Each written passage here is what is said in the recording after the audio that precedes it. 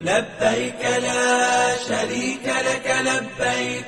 বিশ্ব মুসলিম উম্মার তীর্থভূমি পবিত্র মক্কা হজের মৌসুমে পুরো নগরী মুখরিত হয়ে ওঠে তৌহিদের স্লোগানে লাব্বাইক আল্লাহুম্মা লাব্বাইক। বিশ্বের নানা প্রান্ত থেকে লাখো মুসল্লি এসে জড়ো হন এই পবিত্র ভূমিতে আত্মশুদ্ধি ও আল্লাহর সন্তুষ্টি লাভের আশায়।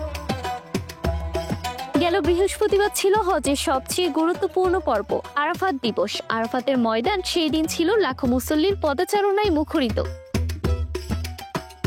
ফজরের পর শুরু হয় খুতবা, এরপর চলে বিশেষ মোনাজাত। এর মধ্যেই ঘটে এক মানবিক ঘটনা। লাখো মানুষের মাঝে খুতবা শুনছিলেন এক গর্ভবতী নারী। হঠাৎ করে তার প্রসব ব্যথা শুরু হয়। দ্রুতই সেখানে পৌঁছায় সৌদি হজ কর্তৃপক্ষের বিশেষ মেডিকেল টিম। ওই নারী সুস্থভাবে জন্ম দেন এক পুত্র সন্তান। এই নারী এসেছিলেন টোগো থেকে। পশ্চিম আফ্রিকার একটি ছোট দেশ। তিনি ছিলেন সৌদি সরকারের বিশেষ হজ কর্মসূচির অংশ, যেখানে 100 দেশের মোট 2443 জন হাজিকে আমন্ত্রণ জানানো হয়েছিল। এবারের হজ ব্যবস্থাপনায় ছিল উচ্চমানের প্রযুক্তি ও মানবিক সহায়তা, যার মধ্যে অন্যতম ছিল AI পর্যবেক্ষণ, উন্নত মেডিকেল সাপোর্ট এবং হাজিদের সুবিধার্থে টেকনোলজি নির্ভর পরিষেবা।